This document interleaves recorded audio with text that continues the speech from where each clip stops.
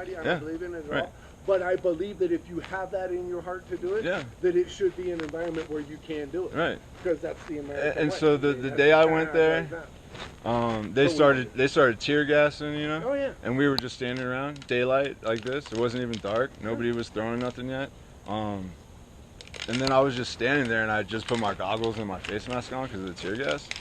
And one of their pepper spray paintballs exploded like 5 foot off. It clipped the tip of a branch. So like it was coming right at my eye. And they're not supposed to be shooting them at people's faces.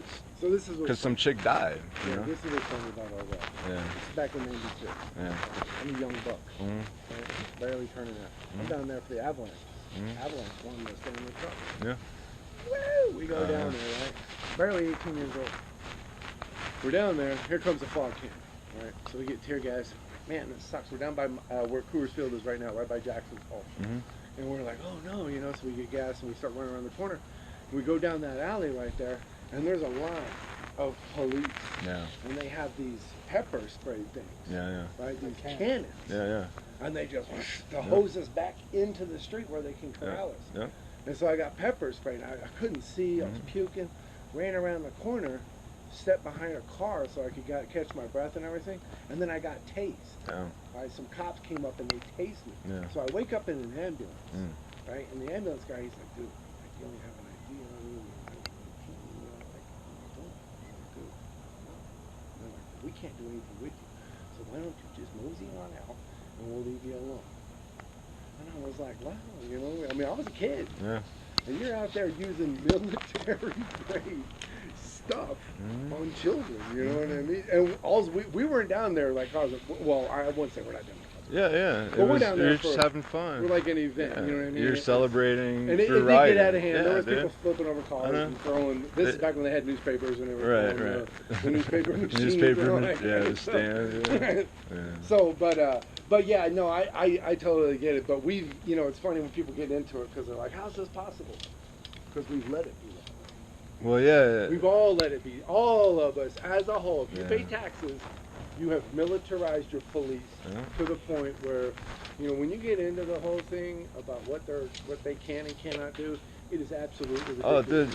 They have the power to do whatever, to whoever, whenever. They don't. Without any kind of sanction. Because they think that they're free, like in the States, because the feds aren't watching them.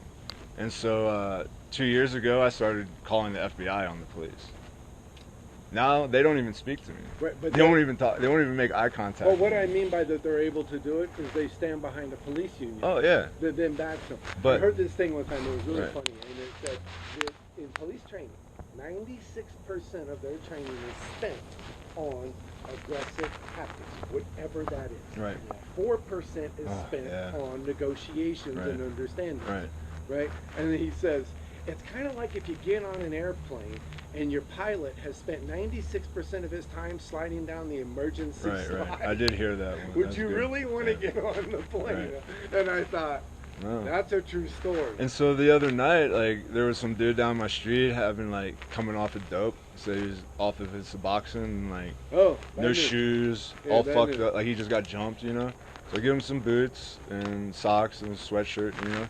And then he just like gets paranoid and just starts walking away real fast. So I call Wheat Ridge non-emergency line. And I say, this is the non-emergency line, right? And he's like, yeah, you know.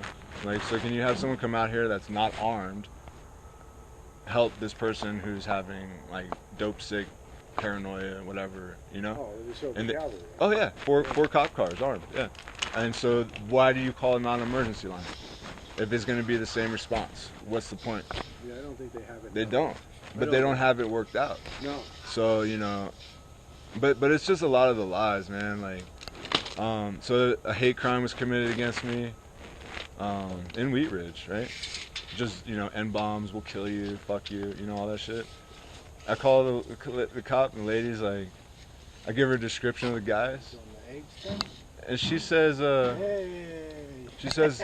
description's not good enough to pull someone over. Just off a description. Sure, if you're black. If you're black. And I was like, oh, really? So you're like Nazi fucking trash? What year were you born? Or did you find it? 83. That means you're going to be 37 this year. Yes, sir. Look at that. That's crazy. You do it for any year. Any year. Any year. I can tell you how old you're gonna be. You were born in what year? Well, I'm already 30. Okay, so you already had your birthday. I just already had my birthday. So you were born in what year? 83. 83. Yeah. So I'm gonna tell you right now that in 2029 you're gonna be 46 years old. Oh shit. I can tell you anything just from this little thing right here about your age. How about when I die? Can you do that one? No. I do have. That would be good to know.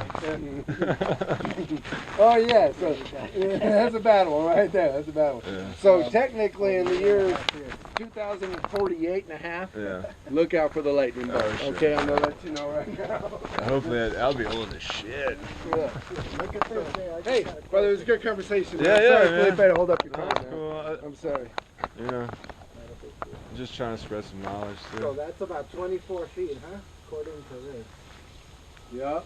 Do we have 24 footer? Or should I? No, you're gonna break him on that beam right there. And then run the. Yep. Okay. Yep. You're gonna have to break him on those Right. beams. Anything over that. Anything over a 22, we wouldn't even want to do that. But I would say this. I don't know why that roll blocking stops there. And if we wanted to, let's just kick it back and roll stand that, because that's still going to be 12 feet or so. Yeah. Well, 13 plus. That's a good 10 feet. Yeah. So just to keep these, plus they're going to be tied into those stupid hangers. We don't have any under carriers or these ski hangers. We're probably just not even going to use them by 13 foot range. The bendable flanges. So that'll keep it. It'll just keep it stiffer from right there. Yeah. So then that way they don't roll over. Yeah. And then you're gonna have a lot of blocks. Yeah. Hopefully. There is. So, and then on the blocks over the beams, just keep in mind, just rip those things down to like 7 inches. So that way you don't have any problems right at the top. You know what I mean? Just rip them. Yeah, just rip them all down. So then that way we don't have to worry about it. You gonna take the trailer or? No, I was going to, but I'll let you guys put the dirt in there. Whatever you're not going to spread, put that Well, dirt no, in I there. think we're gonna spread it Okay. out right here. Want me to get it ready for tomorrow? Yeah, get it ready for me tomorrow. I'll come snatch it up tomorrow. And then, I don't know, I'll probably bring you, I have a 12-foot trailer. I'll probably bring you, this is a big deck, so I don't think you're going to be able to fit it on an 8-foot. And so if I bring you a big black one, just 12-foot, like a 15, and then you just pop those out for you, and then you can just run that out, because you'll have quite a bit, so. But I'll get on to keeping concrete small. Cool. Thank you. Definitely. Be careful.